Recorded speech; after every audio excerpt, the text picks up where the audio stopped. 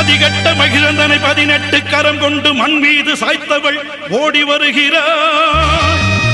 அனலாக எழுகின்ற அக்னியில் நின்றாடும் அங்காள பரமேஸ்வரி ஆடி வருகிறாள். நாகமணி மண்டபத்தில் நல்லாட்சி செய்கின்ற நாகலிங்கம் தேவி அவள் ஓடி வருகிறாள்.